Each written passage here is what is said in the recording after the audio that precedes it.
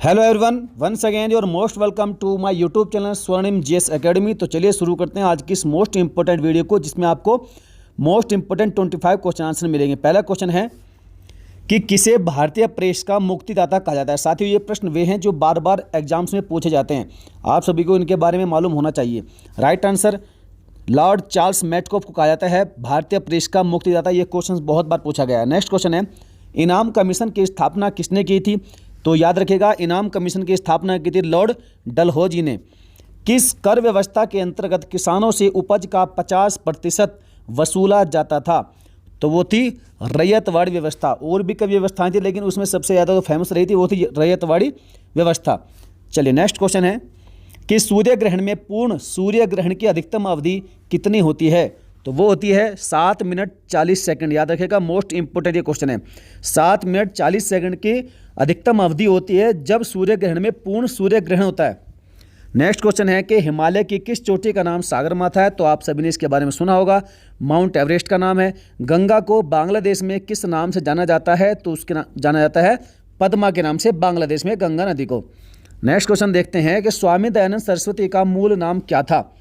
तो स्वामी दयानंद सरस्वती का मूल नाम था मूल शंकर। नेक्स्ट क्वेश्चन है, भारत में 19वीं सदी का पुनर्जागरण किस वर्ग तक सीमित था। तो ये उच्च मध्य वर्ग तक सीमित था। प्रार्थना समाज की स्थापना किसकी प्रेरणा के फलस्वरूप हुई थी। तो ये थी केशव चंद्र सेन की प्रेरणा के फलस्वरूप किसकी, प्रार्थना समाज की स्थापना। नेक्स्ट क्वेश्चन देख लेते हैं। क्वेश्चन नंबर 10 है, तेलुगु गंगा परियोजना के जल में किन राज्यों का हिस्सा है। तो इसमें 3 राज्यों का मुख्यतः हिस्सा है, आंध्र प्रदेश का, मध्य प्रदेश का और महाराष्ट्र का। किसमें, तेलुगु गंगा परियोजना में। हिंदुस्तान केबल्स फैक्ट्री कहाँ पर स्थित है। तो याद रखिएगा, हिंदुस्तान केबल फैक्ट्री स्थित है बेंगलुरु में। सबसे अधिक मात्रा में रेडियो सक्रिय पदार्थ किस चट्टान से प्राप्त होता है। मोस्ट इंपोर्टेंट है। राइट आंसर इसका ग्रेनाइट चट्टान से।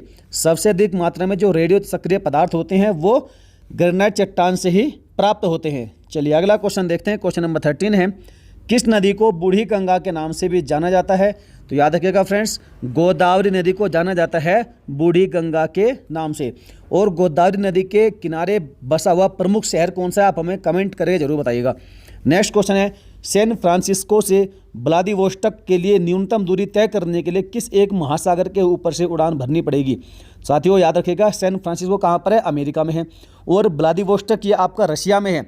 तो कहने का मतलब है कि यदि आपको अमेरिका से रशिया जाना है या फिर सैन फ्रांसिस्को से आपको व्लादिवोस्टोक जाना है, तो उसके लिए न्यूनतम दूरी यदि तय करनी है तो उसके लिए आपको प्रशांत महासागर के ऊपर से उड़ान भरनी पड़ेगी। साथियों ऐसे क्वेश्चन बहुत पूछे जाते हैं। लाओत्से पर्वत श्रेणी किस देश में है। तो ये नेपाल में है लाओत्से पर्वत श्रेणी। नेक्स्ट क्वेश्चन देखते हैं। क्वेश्चन नंबर 16 है, ऊपरी ब्रह्मपुत्र घाटी में पाए जाने वाला मुख्य खनिज कौन सा है। तो पेट्रोलियम है ऊपरी ब्रह्मपुत्र घाटी में पाया जाने वाला मुख्य खनिज। ऋतु प्रवास क्रिया मुख्यतः कौन सी जनजाति करती है। तो ये भोटे जनजाति करती है ऋतु प्रवास। कांडला किसके लिए प्रसिद्ध है। कांडला जो पोर्ट है ये कहाँ पर है, गुजरात में है। और ये निर्यात प्रसंस्करण के लिए प्रसिद्ध है कांडला एयरपोर्ट, कांडला पोर्ट, माफ़ कीजिएगा। चलिए नेक्स्ट क्वेश्चन देखते हैं कि जल विद्युत गृह कहाँ पर स्थित है। तो ये कोयना में है। कोयना कहाँ पर, आप हमें कमेंट करिएगा। नागार्जुन सागर परियोजना किस नदी पर अवस्थित है। और साथियों ये प्रश्न वे हैं, रिपीटेड हैं। मैंने आपको पहले इन क्वेश्चंस के बारे में बता रखा है। यदि आपने हमारे पहली वीडियोस नहीं देखी है तो जाकर देखिएगा, प्लेलिस्ट बनी हुई है। नागार्जुन सागर परियोजना किस नदी पर अवस्थित है। तो ये कृष्णा नदी पर है नागार्जुन सागर परियोजना। नारियल जूट उद्योग मुख्यतः कहाँ पर है। तो ये नारियल जूट उद्योग मुख्यतः कहाँ पर है, केरल में है ये। चलिए अगला क्वेश्चन देखते हैं। क्वेश्चन नंबर 23 है, कांग्रेस के किस अधिवेशन में कांग्रेस अध्यक्ष के चुनाव में सुभाष चंद्र बोस ने पट्टाभी सीतारामैया को पराजित किया था। तो ये मुख्य अधिवेशन था त्रिपुरी का। और ये हुआ था 1939 ईस्वी में त्रिपुरी अधिवेशन, जिसमें जो अध्यक्ष का चुनाव हुआ था उसमें सुभाष चंद्र बोस ने पट्टाभी सीतारामैया को हराया था। दिल्ली के किस सुल्तान ने ब्राह्मणों पर जजिया कर लगाया था। तो ये था फिरोज शाह तुगलक। किस आंदोलन में गांधी जी ने पहली बार भूख हड़ताल का प्रयोग हथियार के रूप में किया था। तो वो थी अहमदाबाद की हड़ताल। और ये साथियों कब हुई थी, मैंने आपको कई बार बताया। आप हमें फटाफट से कमेंट करिएगा। जितने भी क्वेश्चन मैंने आपसे पूछे हैं वीडियो के बीच में, आप सभी ने उनका राइट आंसर कमेंट बॉक्स में लिखना है। तो साथियों वीडियो कैसी लगी आप हमें कमेंट करें, जरूर बताएं। यदि अच्छी लगे तो वीडियो को लाइक करें। और साथियों प्यारा सा कमेंट जरूर करिएगा और कमेंट में जय हिंद लिखना बिल्कुल ना भूलें। यदि अच्छे लगे तो शेयर करिएगा और सब्सक्राइब कर लीजिए चैनल को और साथ में बेल आइकन को भी प्रेस कर लीजिएगा। तो चलिए साथियों, मिलेंगे फिर और किसी बेहतरीन वीडियो के साथ। तब तक के लिए धन्यवाद। जय हिंद।